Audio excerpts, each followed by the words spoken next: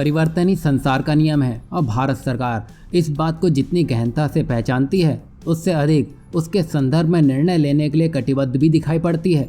तभी भारत सरकार भारतीय रेलवे में पूरी ताकत झोंकने की तैयारी में है। इसी को लेकर रेलवे बड़ी परियोजना शुरू करने जा रही है जिसमें भारतीय रेलवे में हर उस सिस्टम को उन्नत किया जाएगा जिससे भारतीय रेलवे जल्द से जल्द अपने टारगेट को छू सके।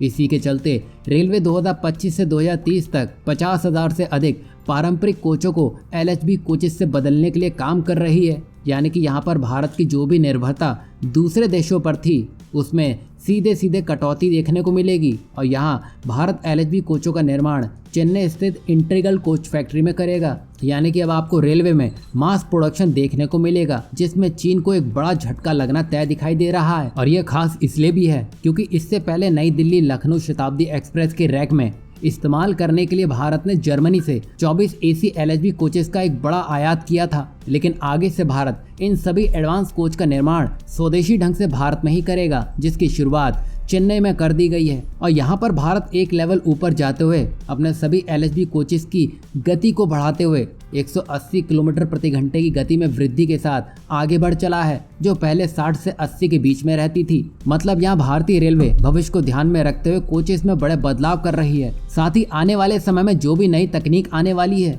उसमें ये अपग्रेड भी किए जाएंगे और यहाँ कोचेस का निर्माण जल्द से जल्द हो सके इसके लिए निजी क्षेत्र को भी इसमें शामिल किया जाएगा।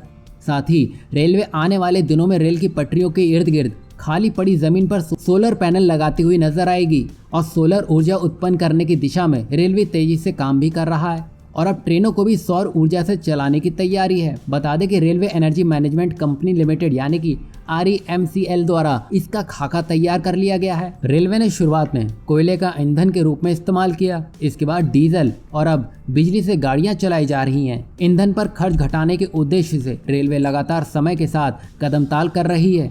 इस दिशा में रेलवे का अगला पड़ाव सोलर एनर्जी है। रेलवे का साल 2030 तक उत्तर मध्य रेलवे में ट्रेनों का 100% संचालन सौर ऊर्जा से करने का लक्ष्य है। इससे आप समझ सकते हैं कि यहाँ एक बड़ी शुरुआत हो चुकी है क्योंकि अब भारतीय रेलवे का चेहरा बदलने वाला है।